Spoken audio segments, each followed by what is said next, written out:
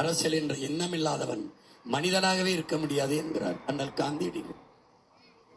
ஒவ்வொரு மனிதனின் ஒவ்வொரு சொல்லிலும் அரசியல் பிறக்கிறது என்கிறார் லெனின்.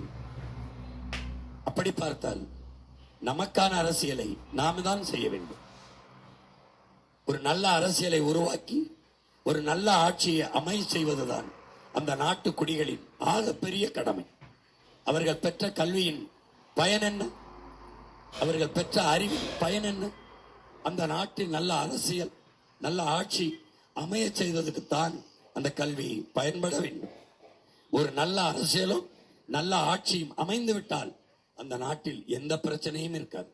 ஒவ்வொரு பிரச்சனைக்கும் போராட வேண்டிய தேவை இருக்காது. முறையிட்டு மனு கொடுத்து மன்றாட வேண்டிய தேவை இருக்காது. பிள்ளைகளுக்கு பாதுகாப்பு இருக்குமா? நல்ல மருத்துவம் இருக்குமா? நல்ல கல்வி இருக்குமா? நல்ல குடிநீர் கிடைக்குமா? நஞ்சில்லாத உணவு கிடைக்குமா? படித்தால் நம் பிள்ளைகளுக்கு வேலை கிடைக்குமா? தடையில்லாத மின்சாரம் கிடைக்குமா? பயணிக்க நல்ல பாதை சரியான போக்குவரத்து கிடைக்குமா? இந்த கவலை எல்லாம் நல்ல அரசு அமைந்து விட்டால் அவசியப்படாது. கிவ விடுதலை புரட்சியாளன் சேவரா நான் எனக்கென்றோ என் மக்களுக்கென்றோ, அதாவது என் மனைவி என் பிள்ளைகளுக்கென்றோ எது ஒன்றையும் சேமிக்கவில்லை என்கிறார். அதற்கு காரணம் என் மக்களுக்கானதை என் மக்களின் அரசு தந்துவிடுங்கிறான். கிபாவில் எப்படி சொன்னா, என் மக்களுக்கானதை என் மனைவி என் குடும்பம் என் பிள்ளைகளுக்கானதை மக்களுக்கான அரசு கொடுத்து விடும்.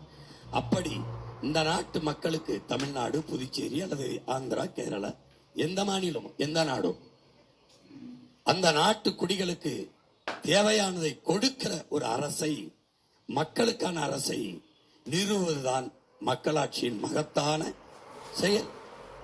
அதுதான் மக்களாட்சியின் புனிதம். உங்களுக்கு வாக்கு கொடுக்கப்பட்டிருப்பது உங்களுக்கான அரசை நிறுவ.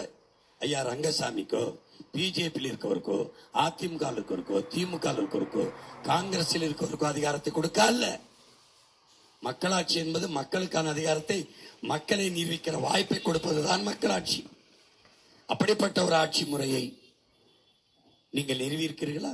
அப்படிப்பட்ட ஆட்சியின் கீழே நீங்க வாழ்ந்து கொண்டிருக்கிறீர்களா? இல்லை இல்லை. எந்த அடிப்படை கட்டமைப்புமே நிறைவேற்றாத நாடு நம் நாடு.